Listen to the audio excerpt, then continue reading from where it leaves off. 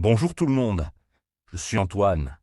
Gabriel, j'ai attendu toute la semaine pour te raconter ce qui pourrait être l'expérience la plus étrange de ma vie. Bienvenue sur Wow Spoken French, cher auditeur. Antoine, tu as l'air très excité aujourd'hui. Raconte-nous tout. Hier, j'étais sur la place du marché dans mon quartier, tu sais, cette petite place avec la fontaine au centre et les cafés tout autour. Il y avait beaucoup de monde comme d'habitude. Ah oui, j'adore ces places typiquement françaises. Qu'est-ce qui s'est passé de si spécial? Alors, j'étais assis sur un banc près de la fontaine. Je lisais mon journal tranquillement. Soudain, j'entends une voix derrière moi qui dit « Excusez-moi, monsieur, vous avez l'heure ». Rien d'extraordinaire jusqu'ici. Les gens demandent souvent l'heure sur les places publiques. Exactement. Alors je me retourne pour répondre. Mais quand j'ai vu la personne qui m'avait parlé, j'ai eu un choc énorme. Un choc? Pourquoi? C'était qui? C'était mon professeur de français du lycée, Monsieur Dubois. Je ne l'avais pas vu depuis 15 ans. Oh là là, quelle coïncidence incroyable. Comment tu l'as reconnu après tout ce temps? Il n'avait pas du tout changé. Toujours la même barbe grise, les mêmes lunettes rondes et même le même pull vert qu'il portait souvent en classe. Et lui, est-ce qu'il t'a reconnu aussi? Au début, non. Il m'a juste regardé avec un sourire poli. Alors j'ai dit « Monsieur Dubois, c'est moi, Antoine Moreau, votre ancien élève de terminale ». Et sa réaction? Ses yeux se sont illuminés immédiatement. Il a dit « Mon Dieu, Antoine, quel plaisir de te revoir. Tu as tellement grandi. » Et puis il a ri parce qu'évidemment, j'avais 33 ans maintenant. C'est adorable. Vous avez parlé longtemps. Oh oui, nous sommes assis ensemble sur le banc. Il m'a raconté qu'il était à la retraite depuis 3 ans. Il habite maintenant dans un petit appartement près de cette place. Et toi, tu lui as parlé de ta vie actuelle. Bien sûr, je lui ai dit que je travaillais comme ingénieur, que j'étais marié et que j'avais 2 enfants. Il était si fier de moi. Les professeurs adorent avoir des nouvelles de leurs anciens élèves. Qu'est-ce qu'ils faisaient sur la place? Il m'a expliqué qu'il venait tous les jours vers 10 heures du matin. Il achète son pain à la boulangerie, prend un café au bistrot du coin et nourrit les pigeons près de la fontaine. Quelle routine charmante! Il semblait heureux. Très heureux. Il m'a dit qu'il aimait observer les gens qui passent.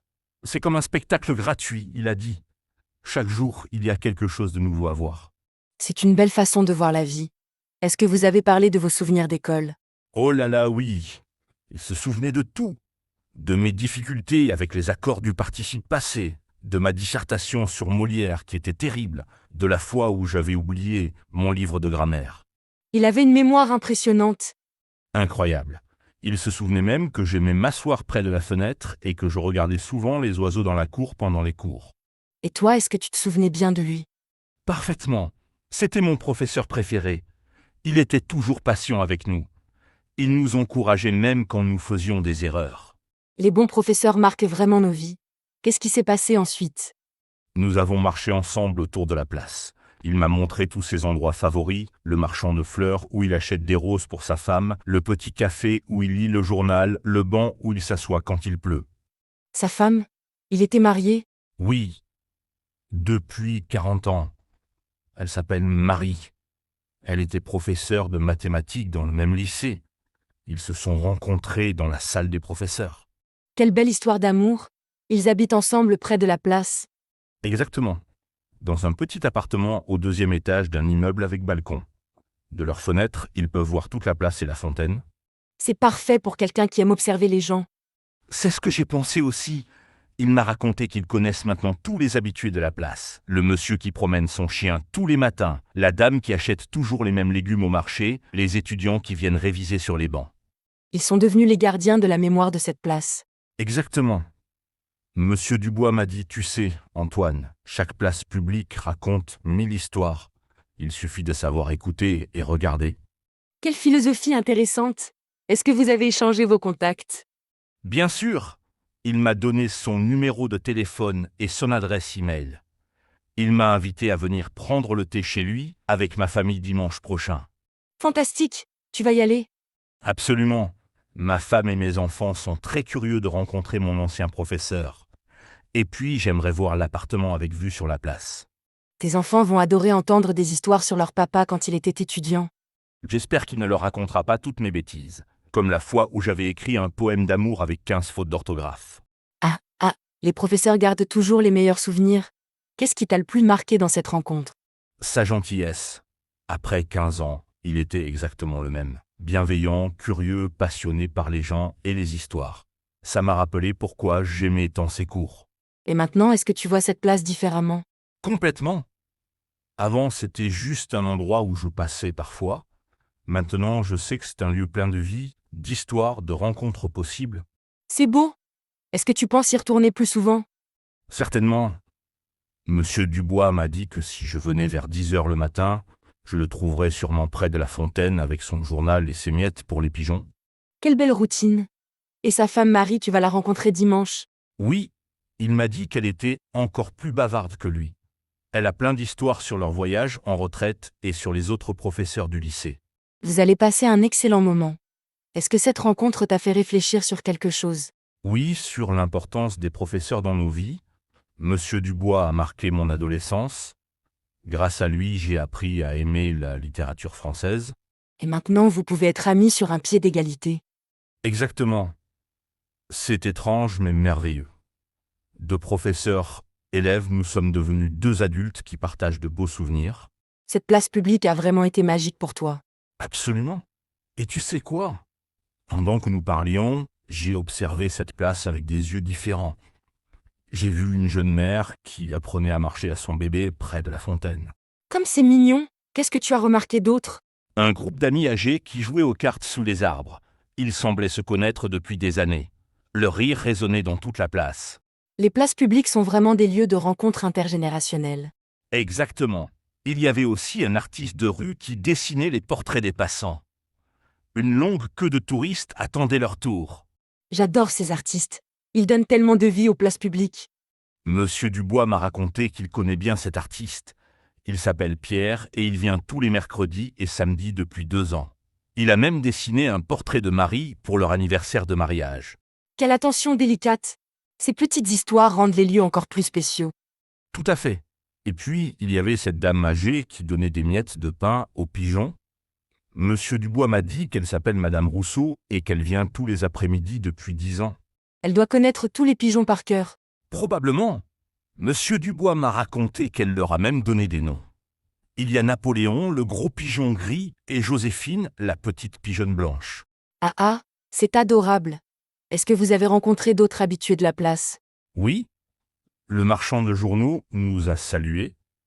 Monsieur Martin, un homme très sympathique qui tient son kiosque depuis 20 ans, il connaît tous les secrets de la place. 20 ans. Il a dû voir beaucoup de changements. Exactement. Il nous a raconté comment la place était différente avant. Il y avait moins de café mais plus d'arbres. La fontaine a été rénovée il y a 5 ans. Ces témoins du temps sont précieux. Qu'est-ce qu'il vous a dit d'autre? Il nous a parlé des saisons sur la place. Au printemps, les cerisiers fleurissent et c'est magnifique. En été, les terrasses des cafés débordent. En automne, les feuilles dorées dansent autour de la fontaine. Et en hiver? En hiver, c'est plus calme, mais il y a un marché de Noël avec des petites cabanes en bois.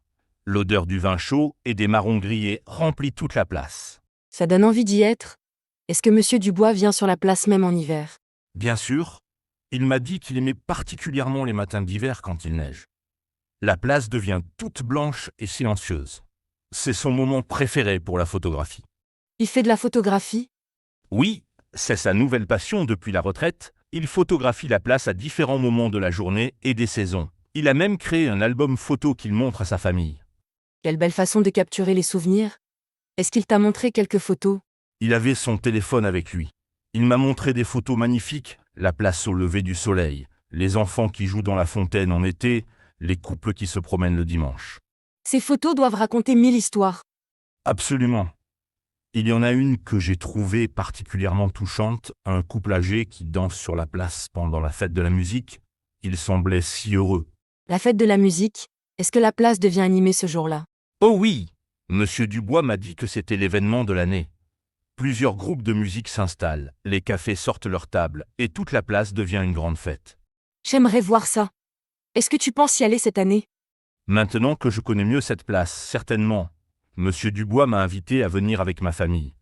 Il connaît les meilleurs endroits pour écouter la musique. Parfait. Et qu'est-ce qui s'est passé après votre tour de la place? Nous sommes retournés près de la fontaine. Monsieur Dubois a sorti un petit sac de graines de tournesol de sa poche. Il m'a appris comment nourrir les pigeons sans les effrayer. Il y a une technique spéciale? Oui, il faut rester immobile, tendre la main doucement et laisser les pigeons venir vers nous. Au début, j'avais peur qu'ils me piquent, mais ils sont très doux. Quelle expérience zen! Ça devait être relaxant. Très relaxant. Pendant que nous nourrissions les pigeons, Monsieur Dubois m'a raconté d'autres souvenirs de notre classe. Il se souvenait de chaque élève. Vraiment? Même après toutes ces années? Incroyable, non? Il m'a parlé de Sophie, qui est devenue médecin, de Thomas, qui travaille maintenant en Australie, de Julie, qui a ouvert une librairie à Lyon. Il garde contact avec tous ses anciens élèves. Pas avec tous, mais quelques-uns lui donnent des nouvelles de temps en temps. Il m'a dit que c'était sa plus grande fierté de voir ses élèves réussir dans la vie. C'est vraiment touchant. Est-ce qu'il a des regrets sur sa carrière d'enseignant? Aucun regret? Il m'a dit, Antoine, chaque jour en classe était différent. Même après 30 ans d'enseignement, j'apprenais encore quelque chose de nouveau grâce à mes élèves. Quelle belle philosophie! Et maintenant, qu'est-ce qu'il fait de ses journées à parvenir sur la place? Il lit beaucoup. Il fait partie d'un club de lecture qui se réunit une fois par mois. Il discute de littérature française et étrangère.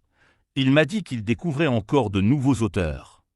L'apprentissage ne s'arrête jamais. Est-ce qu'il écrit aussi? Oui, il tient un journal depuis le début de sa retraite. Il y note ses observations sur la place, ses rencontres, ses réflexions. Il pense peut-être publier un livre un jour. Un livre sur la place publique? Exactement. Il l'appellerait « Chronique d'une place française ». Il y raconterait toutes les petites histoires qu'il observe chaque jour. Ça pourrait être passionnant. Est-ce que sa femme Marie partage ses passions? Elle adore jardiner. Ils ont transformé leur balcon en petit jardin avec des fleurs et des herbes aromatiques. Marie cultive même des tomates cerises. Un jardin avec vue sur la place. C'est le rêve. Et elle fait de la peinture. Elle peint la place vue de leur balcon à différents moments de la journée. Monsieur Dubois m'a dit qu'elle avait un vrai talent. Un couple d'artistes. Ils semblent avoir trouvé le bonheur dans la simplicité. Exactement. Ils m'ont donné une belle leçon de vie. Ils prouvent qu'on peut être heureux avec peu de choses, un endroit qu'on aime, des passions et du temps pour observer la beauté du quotidien. C'est une philosophie que nous devrions tous adopter. Comment s'est terminée votre rencontre? Nous avons échangé nos numéros de téléphone. Monsieur Dubois a insisté pour que je vienne dimanche avec ma famille. Il veut nous faire visiter leur appartement et nous montrer la vue depuis leur balcon. Et Marie, elle est d'accord? Elle était ravie. Elle avait préparé des gâteaux pour le goûter. Elle adore recevoir et rencontrer de nouvelles personnes. Monsieur Dubois m'a dit qu'elle parle encore plus que lui. Vous allez passer un moment délicieux. Est-ce que tes enfants sont excités? Très excité. Mon fils de 8 ans veut apprendre à nourrir les pigeons. Ma fille de 6 ans veut voir les peintures de Marie. Ils ont hâte de dimanche. Et ta femme? Elle est curieuse de rencontrer mon ancien professeur. Elle veut entendre toutes les histoires embarrassantes de ma jeunesse que j'ai essayé de lui cacher. Elle va être servie? Est-ce que cette rencontre a changé ta vision des places publiques? Complètement. Avant, je traversais les places sans vraiment les voir. Maintenant, je réalise que chaque place a son âme, ses habitués, ses histoires secrètes. C'est beau. Est-ce que tu as d'autres souvenirs de cette place de ton enfance? En fait, en réfléchissant, je me suis rappelé que mes parents m'emmenaient sur cette place quand j'étais petit. J'y ai fait mes premiers pas de vélo. C'est fou, non? Le cercle se referme. Cette place fait partie de ton histoire depuis l'enfance. Exactement. Et maintenant, mes enfants vont aussi avoir leurs souvenirs de cette place. C'est comme une tradition familiale qui continue. Les lieux ont une mémoire et nous relient aux générations passées et futures. C'est magique. Tu as raison. Monsieur Dubois m'a dit quelque chose de très profond. Les places publiques sont les salons de nos villes. C'est là que se tisse le lien social. Quelle belle métaphore. Est-ce que vous avez parlé de l'évolution des places publiques avec les nouvelles technologies? Oui, il a remarqué que beaucoup de jeunes regardent leur téléphone au lieu d'observer autour d'eux. Mais il n'est pas critique. Il dit que chaque génération a sa façon de vivre les espaces publics. Une vision très ouverte. Est-ce qu'il utilise les nouvelles technologies? Il a appris à utiliser un smartphone pour ses photos. Marie lui a montré comment envoyer des messages. Ils communiquent même par email avec leurs petits-enfants qui habitent loin. L'adaptation n'a pas d'âge. Parlons de dimanche. Qu'est-ce que tu vas apporter? Ma femme veut préparer un bouquet de fleurs du jardin. Mes enfants ont préparé des dessins de la place qu'ils ont fait après que je leur ai raconté l'histoire. Quelle attention délicate! Ils vont être touchés. J'espère. Et moi, je vais apporter une bouteille de vin de ma région natale. Monsieur Dubois pourra découvrir les saveurs de ma Bourgogne. Parfait. Cette rencontre va créer de nouveaux liens d'amitié. C'est exactement ce que j'espère.